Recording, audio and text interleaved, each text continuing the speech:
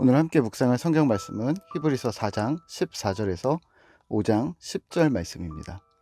히브리서 4장 14절에서 5장 10절 말씀입니다. 오늘은 4장 16절 말씀을 읽겠습니다. 그러므로 우리는 긍휼하심을 받고 때를 따라 돕는 은혜를 얻기 위하여 은혜의 보좌 앞에 담대히 나아갈 것이니라. 아멘. 오늘 함께 생각할 주제는 패스트푸드, 빠른 은혜입니다. 본문 4장 후반절은 안식에 들어가는 신자, 그리고 하나님의 말씀은 현재 살아있기에 우리가 그 말씀을 힘입어 진정한 평안에 들어가는 실질적인 방법이 된다고 하면서 주 앞에 나아가라고 독려합니다. 16절입니다. 그러므로 우리는 긍휼하심을 받고 때를 따라 돕는 은혜를 얻기 위하여 은혜의 보좌 앞에 담대히 나아갈 것이니라. 아멘.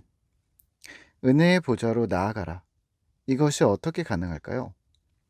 바로 대제사장이신 예수님 때문에 가능하다고 말합니다. 15절입니다. 우리에게 있는 대제사장은 우리의 연약함을 동정하지 못하실 이가 아니요 모든 일에 우리와 똑같이 시험을 받으신 이로되 죄는 없으시니라. 아멘. 우리에게 있는 대제사장, 큰 대제사장이 계신데 그가 바로 하나님의 아들 예수이시고 우리를 체휼하시는 분이시며 우리와 똑같은 고난과 시험을 받아 우리를 충분히 이해하고 계시는 분이십니다. 그래서 우리가 주께 나아갈 수 있다는 것이죠. 그리고 5장부터는 대제사장의 직에 대해서 설명합니다. 사람 중에 선택된 대제사장은 약함이 있을 수밖에 없다. 백성을 위해 속죄하지만 자신을 위해서도 속죄해야 하는 것이 인간 제사장이다. 하지만 예수님은 다릅니다.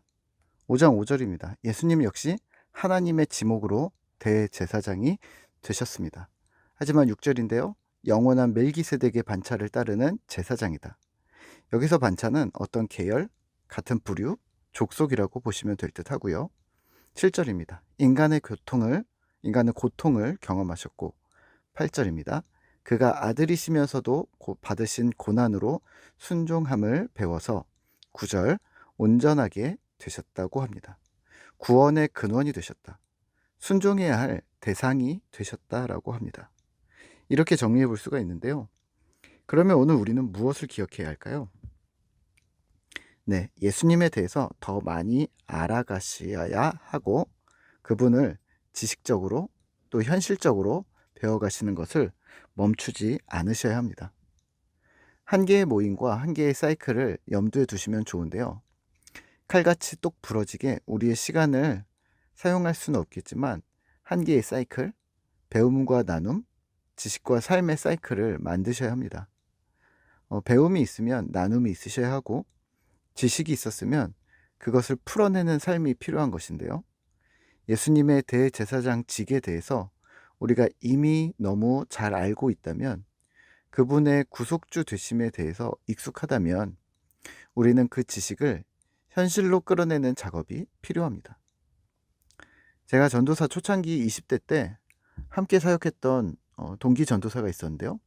이 친구는 공부를 많이 해서 어려운 책도 잘 읽고 스스로 글을 쓰는 능력도 탁월했습니다.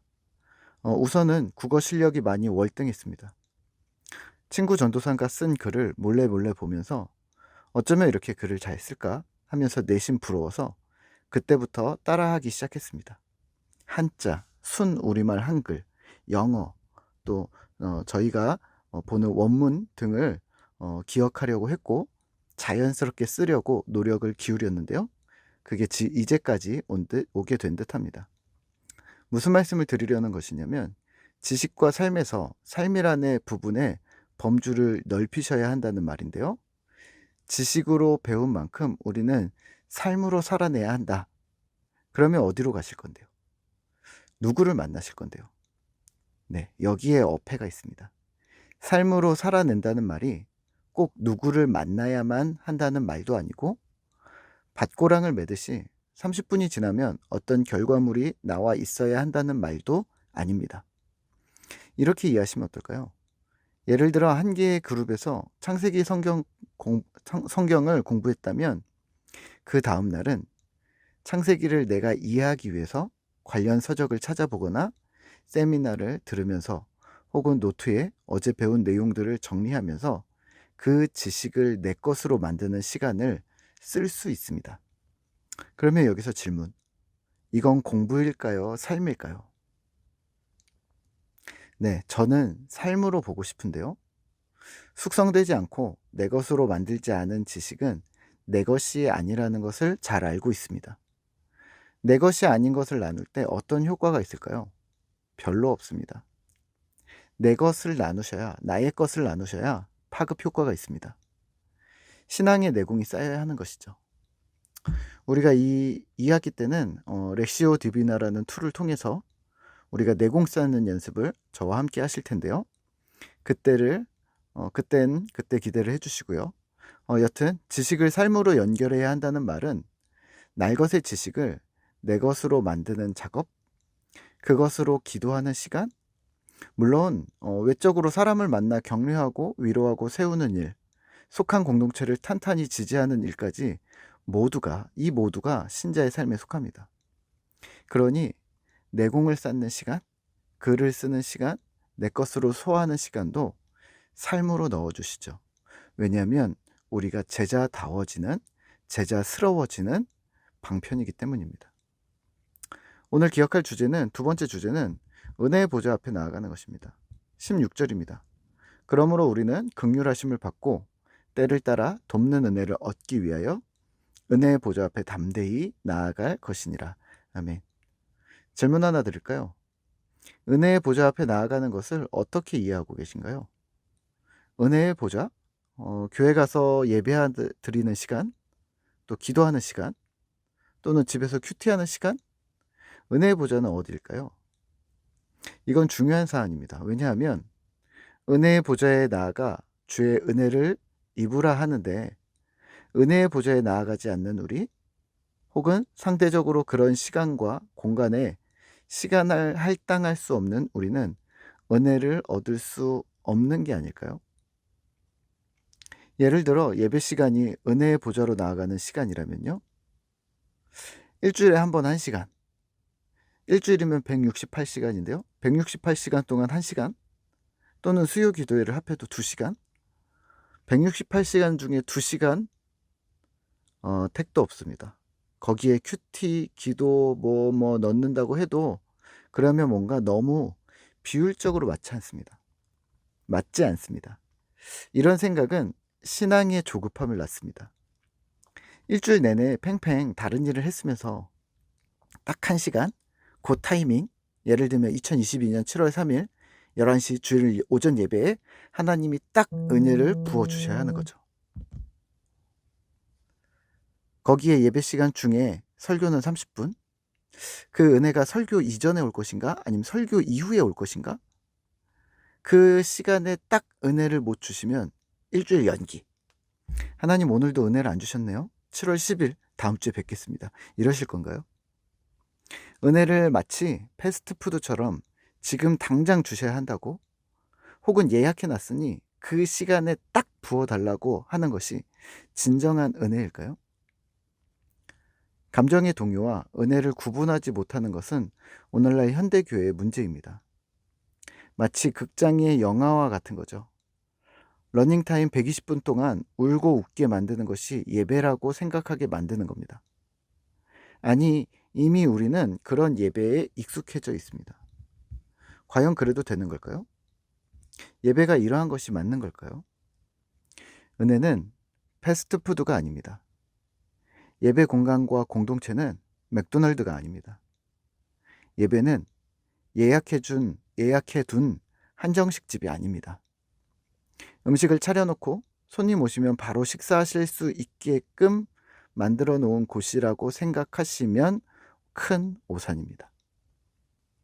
기독교 세계관에서는 예배가 삶이라고 열심히 주장합니다. 우리 꿈터 공동체도 개인의 예배, 공동체 예배, 삶의 예배, 이 세 번째 삶의 예배를 열심히 말씀드리고 있습니다. 무슨 말일까요? 선이 없다는 말입니다. 그렇다면 은혜의 보좌로 나아가는 공간의 틀도 있는 걸까요? 없습니다. 은혜의 보좌는 우리 삶이어야 합니다. 더 정확하게는 우리 삶의 태도여야 합니다. 하나님을 갈망하는가? 하나님을 사랑하는가?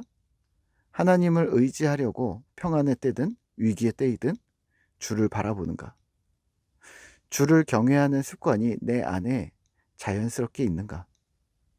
나의 말과 생각과 행동이 주를 경외하는가? 이 부분입니다. 빠른 은혜를 기대하면서 조급하지 마시죠. 삶의 태도가 하나님 경외로 들어가지 않았으면서 주실 은혜를 기대한다는 말은 약간 어폐가 있습니다. 예배는, 은혜의 보좌는 기대하지 않았던 영화를 보고 감동받는 것과는 다릅니다. 예배는, 주님 주시는 은혜는 우리의 전심이어야 합니다.